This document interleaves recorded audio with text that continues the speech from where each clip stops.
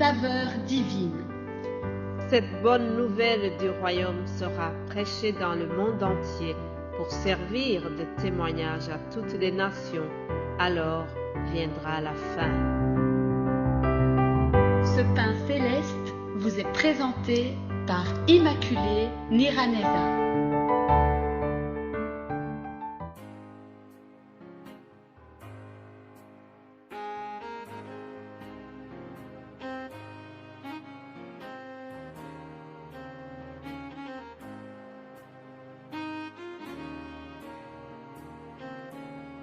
Bienvenue très chers amis à l'écoute de l'émission Saveur divine. Rendez grâce au Seigneur aujourd'hui. Je le remercie pour le souffle de vie. Je le remercie pour la parole de Dieu qui est partagée. Je le remercie parce que c'est lui qui nous donne ces moyens de pouvoir annoncer l'évangile malgré les circonstances qui ne sont pas toujours favorables. Alors, je vous propose de commencer par quelques mots du psaume 51, un psaume de repentance. Ce sont des paroles que David a prononcées après avoir commis un péché d'adultère avec Bathsheba. Alors, il a demandé pardon à Dieu dans ses propos que je vais vous lire. Ô Dieu, aie pitié de moi dans ta bonté, selon ta grande miséricorde, efface mes transgressions. Ô Dieu, crée en moi un cœur pur, renouvelle en moi un esprit bien disposé. Ne me rejette pas loin de ta face, ne me retire pas ton Esprit Saint. Voilà une prière que David a prononcée. Après avoir commis un péché, tu pourrais te demander quel est le lien avec la foi. Nous sommes sur le thème de la foi pendant cette semaine, mais je ne parle pas des héros de la foi que nous avons vus dans Hébreux 11, non. Je suis en train de vous donner des personnages ordinaires, des gens qui ont manifesté une foi qui a touché Jésus-Christ. Ils ne sont pas cités dans Hébreux 11, mais Jésus-Christ a été touché par leur foi. Alors, pour aujourd'hui, je vous parle d'une dame. La Bible l'appelle femme pécheresse. Cette dame se trouve dans l'Évangile selon Luc, chapitre 7. C'est un long passage, mais je lirai à partir du verset 47. C'est pourquoi je te le dis, ses nombreux péchés ont été pardonnés, car elle a beaucoup aimé. Mais celui à qui on pardonne peu, aime peu. Et il dit à la femme, tes péchés sont pardonnés. Ceux qui étaient à table avec lui se mirent à dire en eux-mêmes, qui est celui-ci qui pardonne même les péchés? Mais Jésus dit à la femme, ta foi t'a sauvée, va en paix. Alléluia. Ta foi t'a sauvée, va en paix.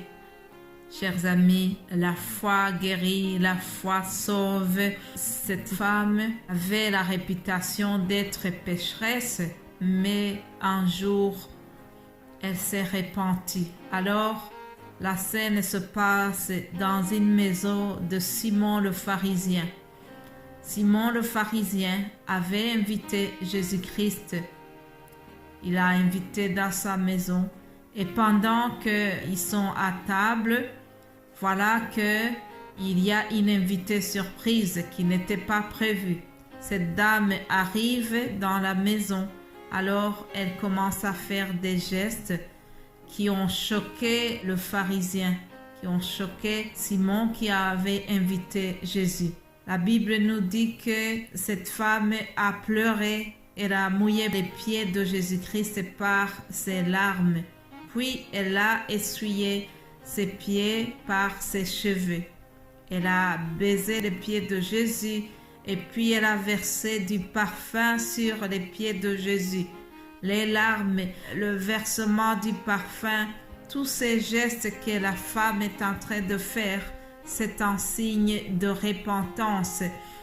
Mais bien-aimés de Dieu, lorsqu'on reconnaît qu'on est pécheur et lorsqu'on décide de se repentir, souvent ça se traduit par les larmes. On ne peut pas dire qu'on est converti, on ne peut pas dire qu'on a regretté ses péchés si on n'a pas versé une larme. Si quelqu'un se répand, même si c'est un homme, dans la tradition rwandaise, on dit que les hommes ne pleurent pas. Mais je vous assure qu'un homme qui a été brisé par Jésus-Christ, c'est un homme qui vient de se repentir, qui vient de regretter ses péchés. Le signe qu'il manifeste, c'est les larmes. Il y a des larmes qui coulent lorsqu'on vient de rencontrer Jésus-Christ, lorsqu'on vient d'abandonner Satan pour se donner à Jésus. Simon le pharisien avait invité Jésus, mais lorsqu'on voit les commentaires qu'il a fait, on se demande s'il avait invité vraiment par amour ou s'il y avait une autre motivation derrière l'invitation. Parce que au verset 38, Simon dit, si cet homme était un prophète, il saurait que cette femme qui le touche est une pécheresse. Autrement dit, Simon est en train de mettre en doute le statut de Jésus-Christ. Simon est quelqu'un qui est dans la religion, mais malgré ses connaissances au niveau religieux, il ne reconnaît pas que cet homme qui est dans sa maison est envoyé par Dieu. Il ne reconnaît pas qui est Jésus. Cependant, la femme pécheresse, elle a déjà compris. Elle a déjà compris que Jésus-Christ est envoyé de Dieu. Elle sait déjà que Jésus-Christ a l'autorité de pardonner ses péchés. Elle est en train de se repentir. Elle est en train de demander à Jésus-Christ de changer son état de pécheresse.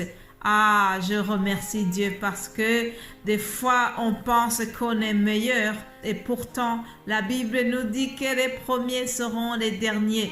Le pharisien, celui qui se croyait meilleur, n'a pas été agréé par le maître. D'ailleurs, plus loin, nous voyons que Jésus lui fait des reproches. Il lui a dit, vois-tu cette femme, je suis entré dans ta maison et tu ne m'as point donné d'eau pour laver mes pieds. Mais elle les a mouillés de ses larmes. Elle les a essuyés avec ses cheveux. Tu ne m'as point versé d'huile sur ma tête, mais elle a versé du parfum sur mes pieds. C'est pourquoi je te le dis, ses nombreux péchés ont été pardonnés, car elle a beaucoup aimé. Alléluia.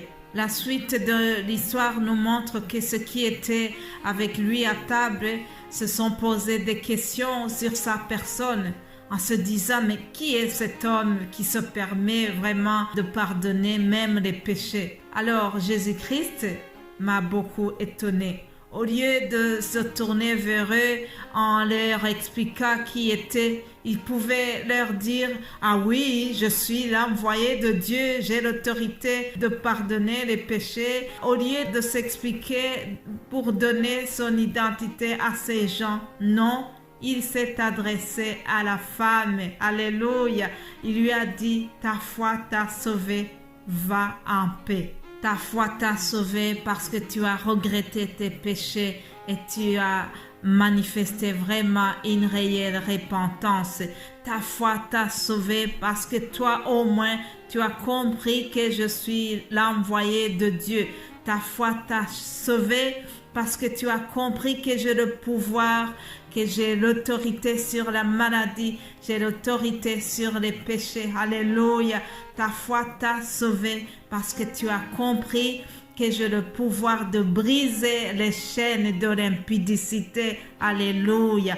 Va en paix, ta foi t'a sauvé. Voilà qui termine cette émission, chers amis. Que Jésus augmente notre foi. C'est au nom de Jésus-Christ lui-même que je vous ai partagé ce message. Soyez bénis abondamment. Amen.